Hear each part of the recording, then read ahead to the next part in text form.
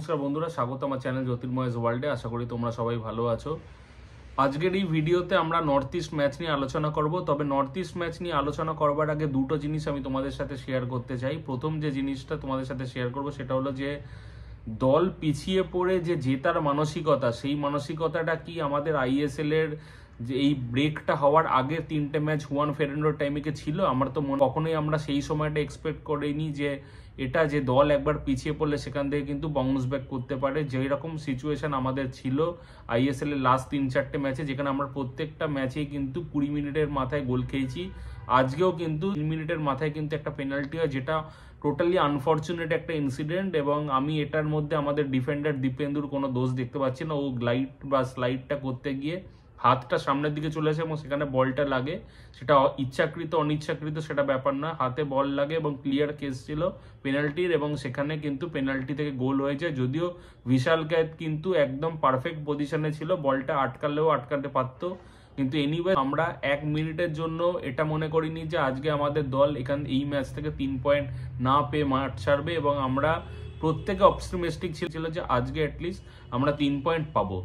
দ্বিতীয় যে কথাটা বলতে হবে সেটা হলো জনি কাউকোকে নিয়ে। ভাই কি প্লেয়ার জনি কাউকো! না, প্রথমে তাকে Habas sir 30 minute game time দিলেন। আজকের ম্যাচেও কিন্তু অ্যারাউন্ড 60 মিনিটসে ছিল, এবং হোয়াট আ পারফরমেন্স! মানে 3টে গোলের ক্ষেত্রে ওর যা অ্যাসিস্ট, বিশেষ করে যে ডিফেন্স সেরা পাস থেকে গোলটা করে গেল, সেই পাসটা কিন্তু অসাধারণ ছিল। এবং এইরকম ম্যাচে তার ইনভলভমেন্ট, তার যে পাসিং কোয়ালিটি বলো বা তার যে ওয়েট নেওয়া বা মিডফিল্ডের যে চেহারা আমাদের মোহনবাগান টিমে, সেটা কিন্তু জনি কাউকো আসার পর কিন্তু আমূল বদলে গেছে। এবং যারা মিডফিল্ড এবং ডিফেন্স নিয়ে আগে চিন্তায় ছিল যে হ্যাঁ আমাদের ডিফেন্স বা মিডফিল্ডটা কেমন খেলবে, তারা কিন্তু এখন এটাই বলছে যে জনি কাউকো টিমে আসার পর কিন্তু এই মিডফিল্ড এবং ডিফেন্সের ভুল ভ্রান্তি অনেক কমেছে। প্লেয়াররা তাদের নর্মাল গেম খেলতে পারছে এবং যথেষ্ট সুসংহত মিডফিল্ড এবং ডিফেন্স কিন্তু হয়েছে। আমরা অনেকেই ভেবেছিলাম যে হুগো বুমোসকে ছেড়ে দেওয়া হলো, জনি কাউকোকে নিয়ে আসা হলো, কেমন পরিবর্তন হবে এই নিয়ে আমাদের ইনিশিয়ালি একটা টালবাহানা ছিল। অ্যাটলিস্ট জনি কাউকোর যা ইনভলভমেন্ট দেখতে পাচ্ছি ম্যাচে, বা তার যে অ্যাসিস্ট করার ক্ষমতা বা মাঝমাঠে ব্লকিং, এইগুলো কিন্তু প্রচণ্ডভাবে মোহনবাগান টিমকে কিন্তু এই পয়েন্টগুলো আনার ক্ষেত্রে হেল্প করছে। এটা কিন্তু আমরা প্রত্যেকে অ্যাকসেপ্ট করবো। অতএব এই মুহূর্তে দাঁড়িয়ে আমার তো মনে হয় না যে হুগো বুমোসের সাথে যে জনি কাউকোর যে মানে ডিরেজিস্ট্রেশনের ব্যাপারটা কিছুটা হলেও অ্যাটলিস্ট জাস্টিফাইড বলে এখন মনে হচ্ছে। ইন ফিউচার আরো হয়তো বেটার আমরা কনক্লুশন ড্র করতে পারবো। এবার চলে আসি ম্যাচটা শুরু হলো। ম্যাচটা শুরু হওয়ার পরে 3 মিনিটের মাথায় কিন্তু দীপেন্দুর একটা হাতে বল লাগার জন্য রেফারি একটা পেনাল্টি দেয়। অনেকেই আমরা গ্যালারিতে বলছিলাম যে হ্যাঁ এই পেনাল্টিটা হতো না, কিন্তু অ্যাটলিস্ট রিপ্লে দেখবার পরে এটাই মনে হলো যে ওর অ্যাকচুয়ালি প্র্যাকটিক্যালি কিছু করা ছিল না। জাস্ট ওই মুহূর্তে কিন্তু বলটা ওর হাতে লাগে এবং ওর দুটো হাতই কিন্তু এক্সপোজ ছিল। সেক্ষেত্রে একটা হাতে বলটা লাগে এবং রেফারি কাছে থাকার জন্য পেনাল্টি দেয়। পেনাল্টি শটটা অলমোস্ট বিশালকায় সেভ করে নিয়েছিল, কিন্তু সামহাও এটা গোলে চলে যায় এবং নর্থ ইস্ট 1-0 গোলে এগিয়ে যায়। এই গোলটা খাওয়ার পরে কিন্তু মোহনবাগান টিমের কিন্তু চাগার দেয় যে হ্যাঁ আমাদের গোলটা স্কোর করতে হবে বা বাউন্স ব্যাক করতে হবে, এবং তাদের যে ইন্টেন্সিটি সেটা কিন্তু আরও বেরিয়ে যায়। সেটা কিন্তু আমরা ম্যাচের যত এগোচ্ছিল তত আমরা ওটা বুঝতে পারছি না। হ্যাঁ কিছু ভুলভ্রান্তি হয়েছে, কিছু মিসপাস হয়েছে, এটা যেমন অ্যাকসেপ্টেড। সেমনি মোহনবাগান টিমের কিন্তু নর্মাল ওয়েতে যেরকমভাবে তার আক্রমণে উঠে আসছিল বা যতগুলো অ্যাটেম্প্ট নিচ্ছিল একটা দুটো কেস ছাড়া, তাতে কিন্তু এই জাস্ট 1-1 হওয়াটা জাস্ট সময়ের অপেক্ষা ছিল। তো জাস্ট বিফোর হাফ টাইম আমরা জাস্ট এক গোল করলাম, thanks to a brilliant goal by Liston Colaco. Then subsequently আমাদের জেসন কামিন্স গোল স্কোর করে এবং তারপরে ম্যাচে 2-1 হয়।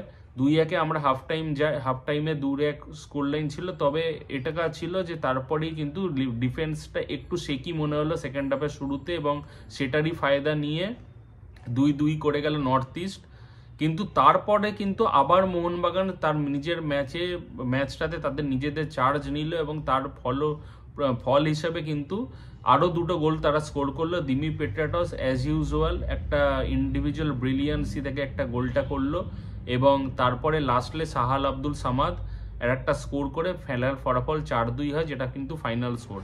এখানে বলার একটাই জিনিস হলো যে এখানে কিন্তু মোহনবাগানের আজকে 4টে প্লেয়ার কিন্তু গোল স্কোর করলো। জেসন কামিন্স স্কোর করলো, ডিমি পেট্রাটা স্কোর করলো, লিস্টন কোলাসো স্কোর করলো, প্লাস সাহাল আব্দুল সামাদ স্কোর করলো, এবং এই মুহূর্তে মোহনবাগান টিমের হয়ে জয়েন্ট টপ স্কোরার হয়ে গেল জেসন কামিন্স এবং ডিমি পেট্রাটস। এটা কিন্তু একটা ভালো খবর, এবং দুটো প্লেয়ারই কিন্তু আজকে প্রচুর চেষ্টা করেছে।